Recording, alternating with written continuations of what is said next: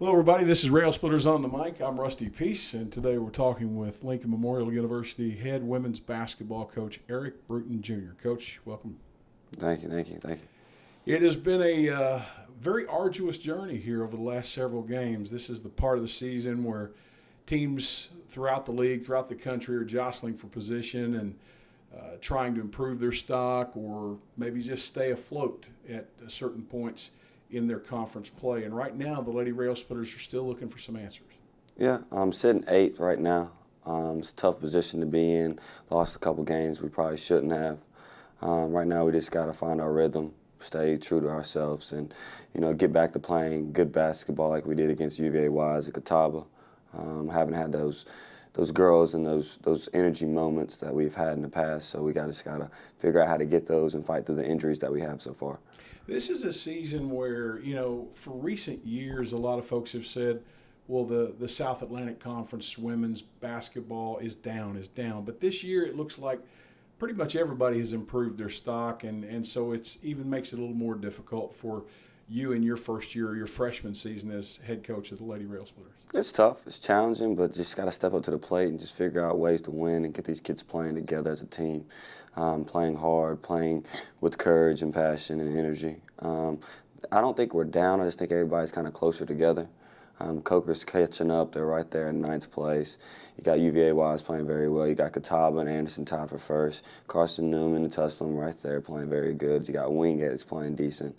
Everybody's kind of very close in the middle of the pack. The first 3 or 4 teams are actually really just up there past everybody. But the 5, 6, 7, 8 spots right now are really tight.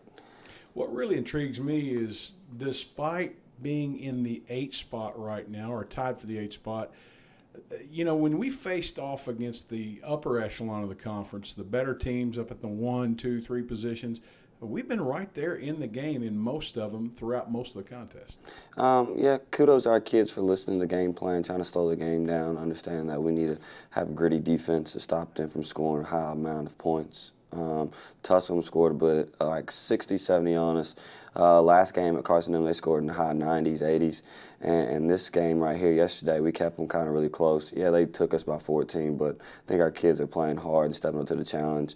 It's just being able to don't play down to people's levels and play up to our levels. So I think that playing those higher teams, we feel confident, think that we could play with them, but then we go play like a Mars Hill or a Coker and we play down to that level and just execute the things that we need to. A lot of folks watching from the outside, they don't really understand the intricacies of what makes a successful basketball season. And, for the most part, a coach can only do so much. The players have to do the rest. And in this particular season, it's got to be really frustrating for you because of the injury bug that this team's been saddled with, and that has affected your depth, your rotation, and who you've got on a nightly basis. It's tough. It's challenging. I would say it's not as frustrating as people would like to say. You just got to be more creative. You just can't practice as hard sometimes, honestly. You can't kill their legs because, like you said, we don't have that many rotations. I mean, you have about 9 kids that can play. Realistically, we're playing about 7, 8 kids a night. So, like the other day before the Carson Newman game, we actually went to the pool on Monday, got up some stretches in there, and actually just played a little bit of basketball in there and did a walkthrough. But just getting them off their legs as much as I can right now is the best thing that we can. Doing what we can with the pieces, letting everybody understand that you will have a chance to prove yourself this year and that you guys got to play the best that you can and leave nothing to chance and leave it all on the floor. And that's the only thing that we can do right now. As we speak today, we're in between games. Your most recent game was a loss to arch rival Carson Newman University here at home in Tex. This weekend, you hit the road, you head to Charlotte, you'll take on the Royals of Queens.